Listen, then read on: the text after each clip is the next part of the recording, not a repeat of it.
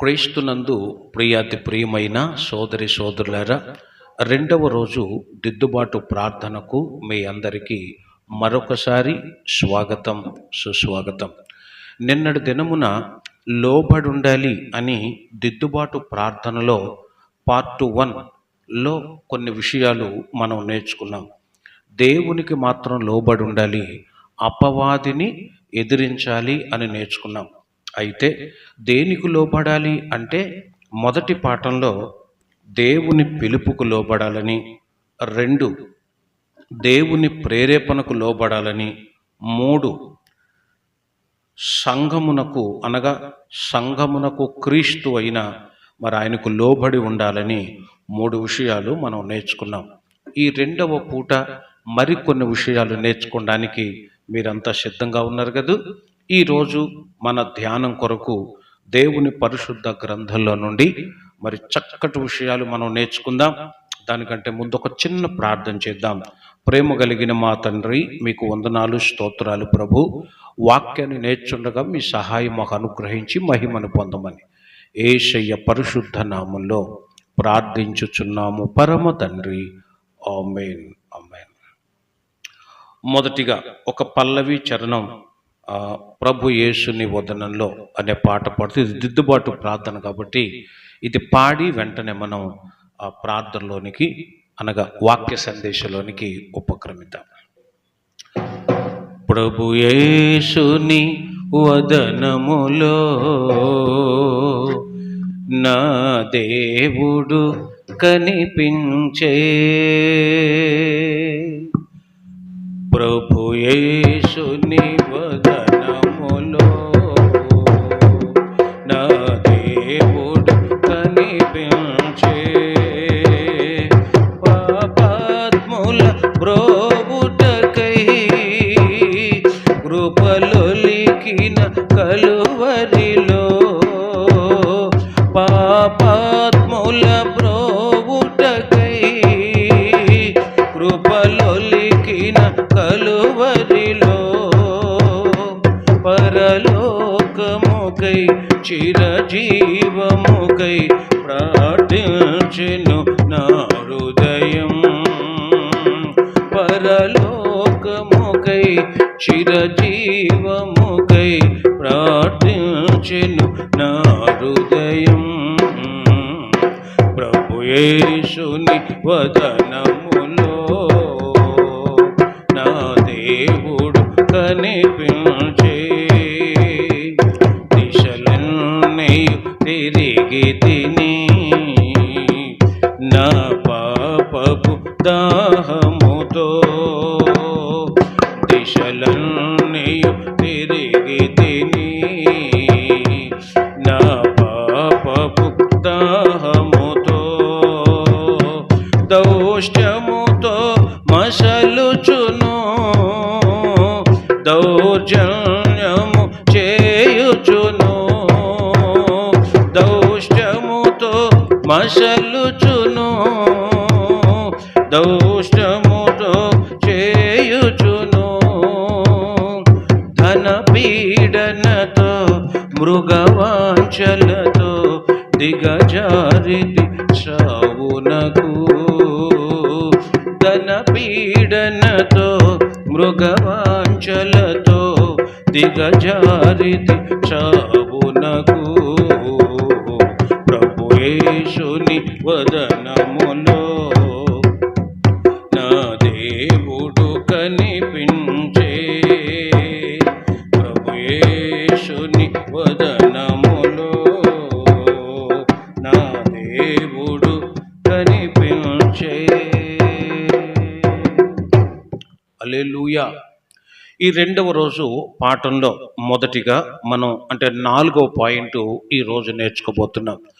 ఎవరికి మనం లోబడి ఉండాలి అంటే గత పాఠంలో అనగా నిన్నటి రోజున 3 విషయాలు నేర్చుకున్నాం. ఈరోజు 4వ విషయం. హెబ్రీయులకు రాసిన పత్రిక 13వ అధ్యాయం 17వ వచనంలో ఒక మాట ఈ విధంగా రాయబడి ఉంది, మీ పైని నాయకులుగా మీ పైని నాయకులుగా ఉన్నవారు లెక్క ఒప్పజెప్పవలసిన వారి వలె మీ ఆత్మలను కాయుచున్నారు. ఆత్మలను కాయుచున్నారు. వారు దుఃఖముతో ఆ పని చేసిన ఎడల మీకు నిష్ప్రయోజనము గనుక దుఃఖముతో కాక ఆనందముతో చేయునట్లు వారి మాట విని వారికి లోబడి ఉండుడి. ఆ మాట అండర్లైన్ చేసుకోవాలి. వారి మాట విని వారికి లోబడి ఉండుడి. మీ పైన నాయకులుగా ఉన్నవారెవరు? మీ ఆత్మలను కాయుచున్న వారెవరు? మీరు లోకములో పాపములో జీవిస్తున్నప్పుడు, కనీసం మందిరానికి కూడా రానప్పుడు, మంచి చెడు తెలియనప్పుడు, మీకు వాక్యాన్ని ప్రకటించి వాక్యము ద్వారా ఆకర్షించి మందిరంలోనికి పిలిచి సభలే పెట్టారో, ఉపవాస కూడికలే పెట్టారో, మీకోసం కన్నీళ్ళే కార్చారో, కడుపే కాల్చుకున్నారో, మీ రక్షణ నిమిత్తం మీ ఆత్మ పట్టబడాలని, క్రీస్తులోనికి రావాలని ఒక దైవజనుడు మీకోసం అహర్నిశలు తాపత్రయపడతాడు. మీరు వాక్యమును స్వీకరిస్తారు. కలువరి శిలువలో ప్రభువారు చిందించిన రక్తములో మీరు కడుగబడతారు, బాప్తిసం తీసుకుంటారు. ఆ తర్వాత మందిరంలో సంఘ సభ్యులుగా మీరు చేర్చబడతారు. అప్పుడు మీ ఆత్మలను కాచే కాపరి మీ పైన ఉన్న నాయకుడు, అంటే మీ ఆత్మీయ తండ్రి అని అర్థం.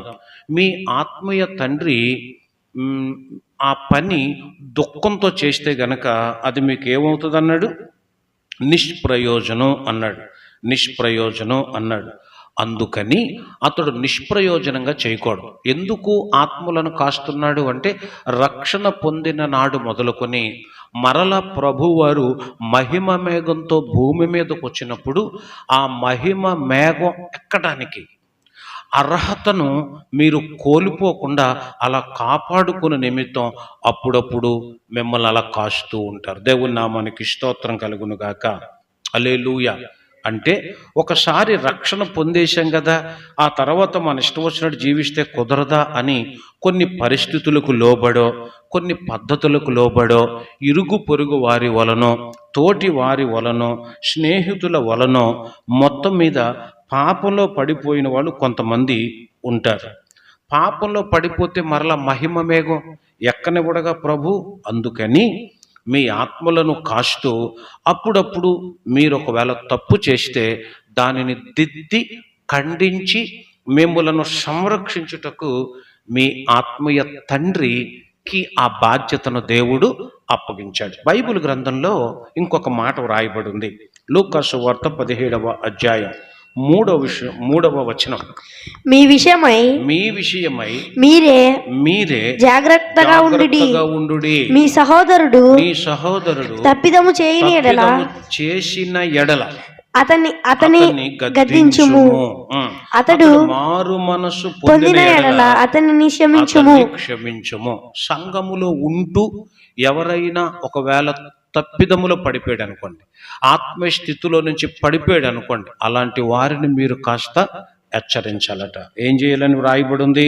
సహోదరుడు తప్పిదం చేసిన అతన్ని గద్దించాలి అని వ్రాయబడింది. నువ్వు గద్దించాలి.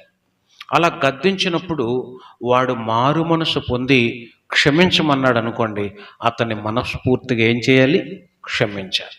ఎందుకంటే తప్పిదములను దాచుకోకూడదు, ఒకరినొకరు ఒప్పుకోవాలి. అలా ఒప్పుకొని క్షమాపణ అడిగినప్పుడు మాత్రం మీరు ఎవరైనా సరే క్షమించకుండా మాత్రం ఉండకూడదు అని ప్రభు నామం పేరిట నేను మీకు మనవి చేస్తూ ఉన్నాను. ఇదే విషయాన్ని తిమోతికు రాసిన పత్రికలో పౌలు గారు తిమోతికి రాస్తూ తన యొక్క 2వ పత్రిక 4వ అధ్యాయంలో ఒక మంచి మాట ఇలాగ రాశాడు.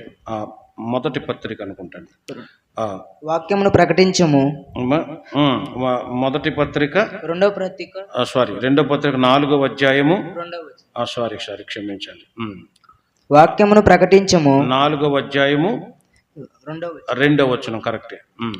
వాక్యమును ప్రకటించుము. వాక్యమును ప్రకటించుము. సహాయమందును సమయమందును అసమయమందును ప్రయాసపడము.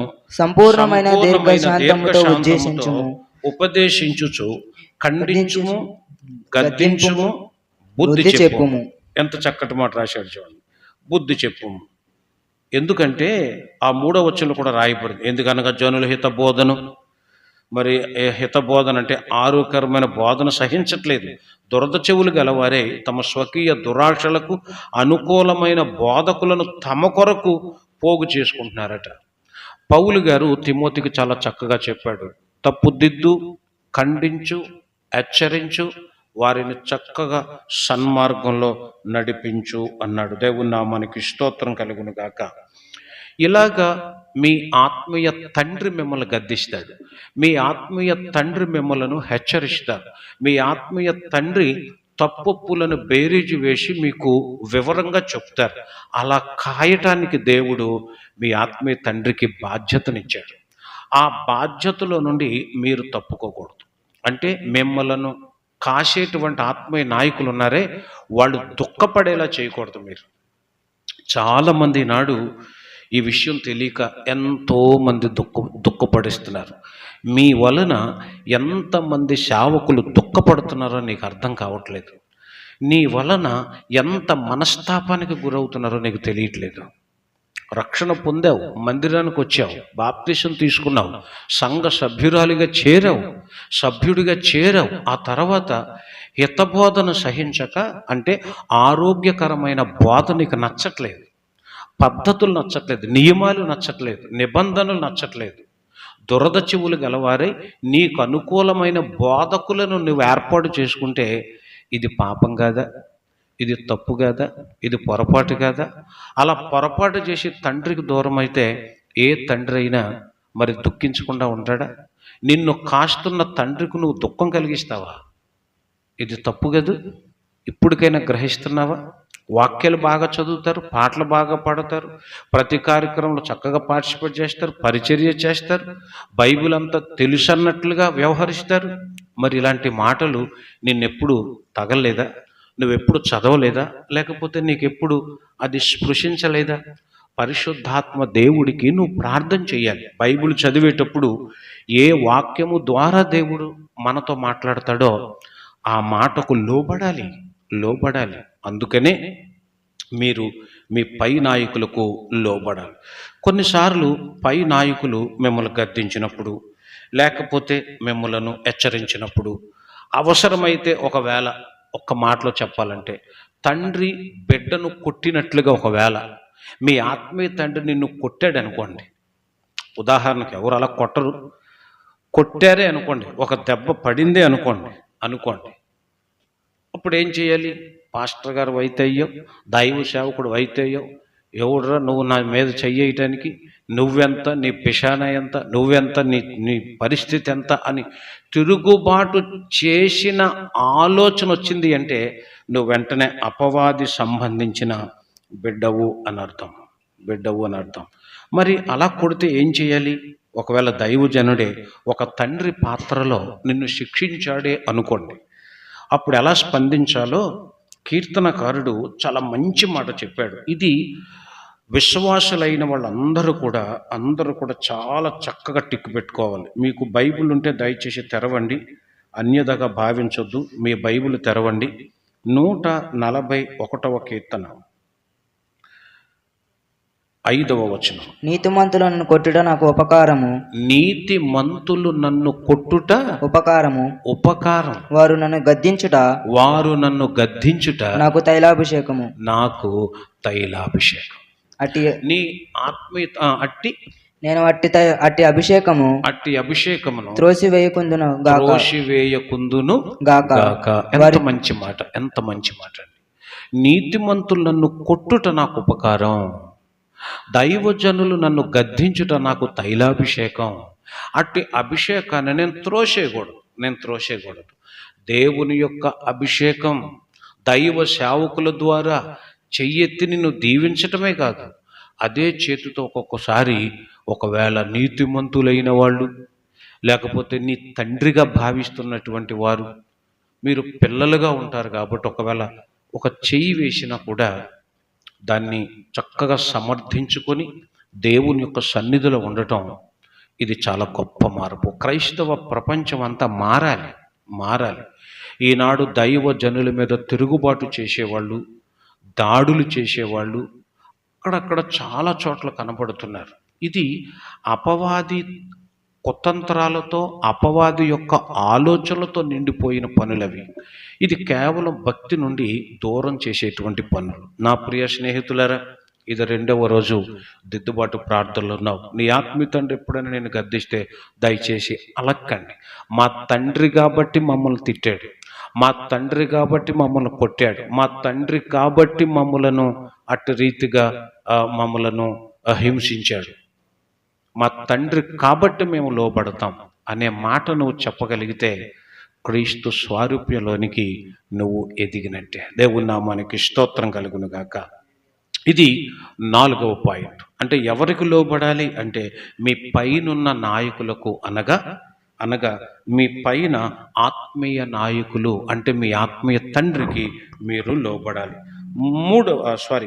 5వదిగా పరిశుద్ధ బైబిల్ గ్రంథాన్ని కనుక మనం చదివినట్లయితే ఇంకొక మాట రోమపత్రిక 6వ అధ్యాయము 17వ వచనంలో, మీరు పాపమునకు దాసులై ఉంటిరి గాని ఏ ఉపదేశమునకు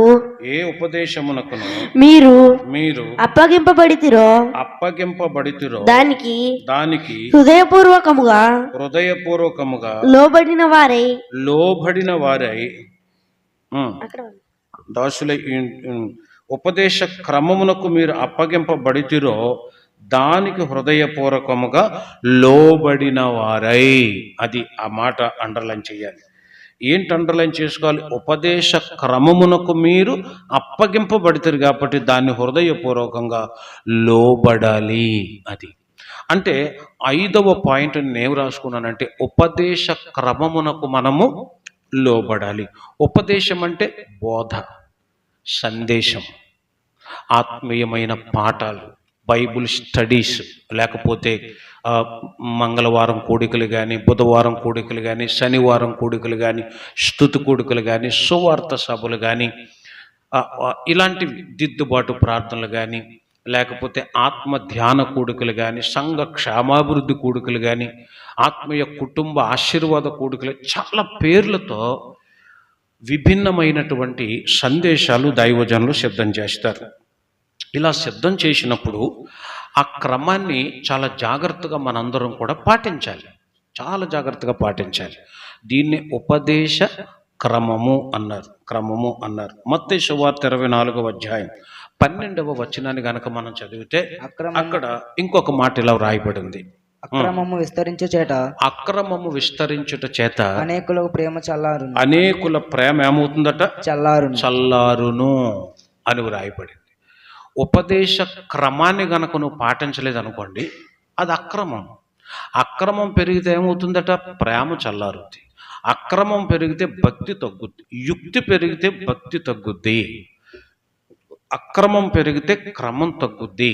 పగ పెంచుకున్నారనుకోండి, ప్రేమ తగ్గుద్ది. అందుకనే ఉపదేశం చాలా ప్రాముఖ్యం.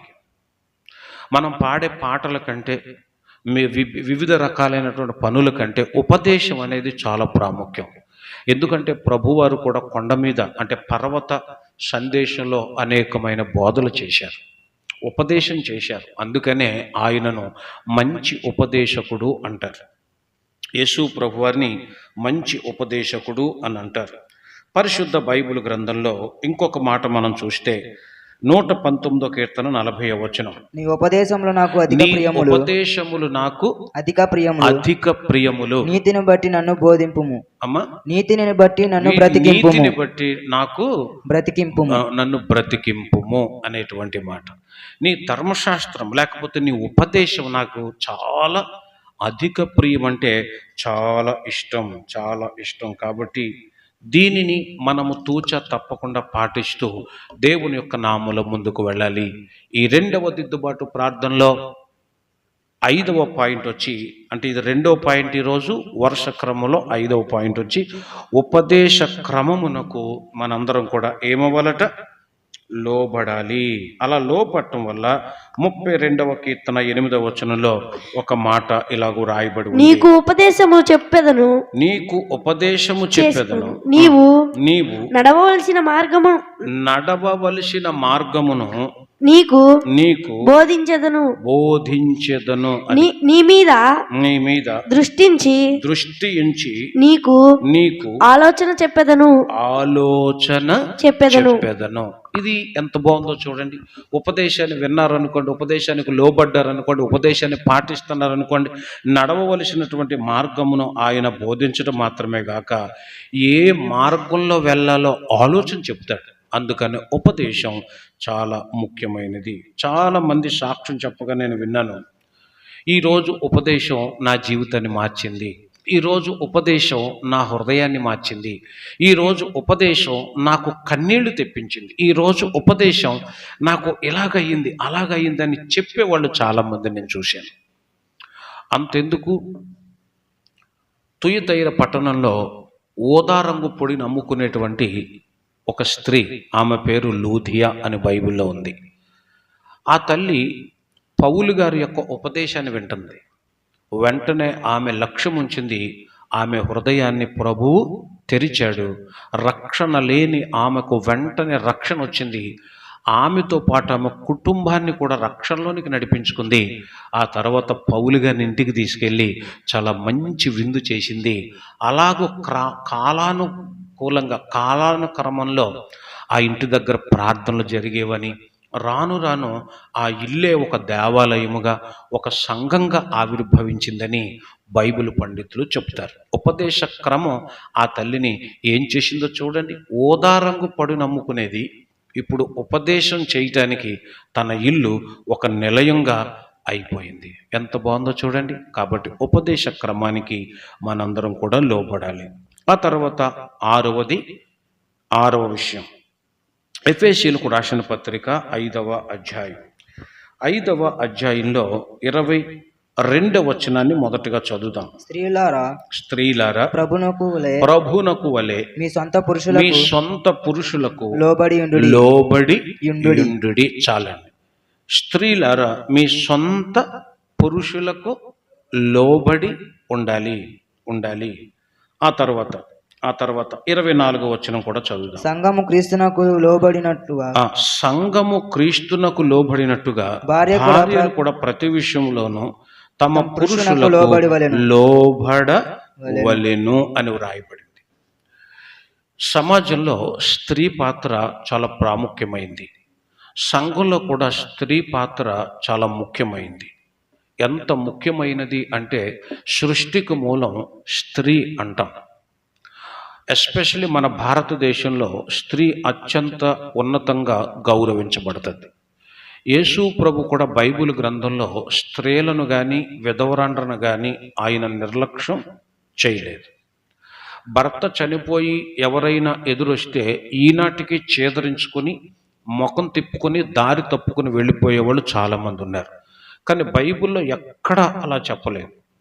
ఎక్కడ కూడా బైబిల్లో అలా ఉండదు. విధవరాండ నిర్లక్ష్యం చేయకండి, ఒంటరి మహిళల నిర్లక్ష్యం చేయకండి, వాళ్ళని ఆదరించండి, వాళ్ళను పోషించండి, సంరక్షించండి. బైబిల్లో చాలా విషయాలు చెప్పారు. అయితే భర్తలు కలిగినటువంటి స్త్రీలు పురుషులకు లోబడి ఉండాలని దేవుడు ఎందుకు చెప్పాడు అనంటే, స్త్రీ తన పురుషునికి లోబడుట ద్వారా సంఘములో లోబడటం నేర్చుకుంటుంది. ఎందుకంటే సంఘమునకు శిరస్సు క్రీస్తు కాబట్టి, స్త్రీకి శిరస్సు పురుషుడు కాబట్టి వాటికి లోబడాలి. శిరస్సు చెప్పినట్టు బాడీ అంతా వినాలంతే. సంఘమునకు శిరస్సు క్రీస్తు కాబట్టి క్రీస్తు చెప్పినట్లు అందరూ వినాలి. కాబట్టి సంఘాల్లో స్త్రీలు చాలా ప్రత్యేకమైనటువంటి వాళ్ళు. దేవుని నామానికి స్తోత్రం కలుగును గాక. పరిచర్య చేసే స్త్రీలు ఉన్నారు, బోధించిన స్త్రీలు ఉన్నారు, ఆ తర్వాత చాలా మంచి సహాయం చేసే స్త్రీలు ఉన్నారు, పౌలు గారికి ఎంతో ఉపయోగపడిన స్త్రీలు ఉన్నారు. యేసు ప్రభువారి యొక్క భౌతిక కాయాన్ని దర్శించడానికి మొట్టమొదటిగా మరి స్త్రీలే వెళ్ళినట్లుగా, మొదటిగా స్త్రీకే కనపడినట్లుగా ఆ స్త్రీలు సమాజానికి సువార్త చెప్పినట్లుగా బైబిల్ గ్రంథంలో మనం చూస్తాం. అందుకని స్త్రీలు సంఘములో లోబడితే పురుషులకు లోబడతారు. భర్తను ఎదిరించమని, భర్తను తోలనాడమని, భర్తకు అవమానకరంగా జీవించమని బైబిల్ చెప్పడం లేదు. చాలామంది సంఘాల్లో స్త్రీల వలన సమస్యలు, కుటుంబాల్లో కూడా స్త్రీల వలన సమస్యలు. అలాగని పురుషుల వలన సమస్యలు లేవా అని అంటే పురుషుల వల్ల ఏమీ లేకపోలేదు.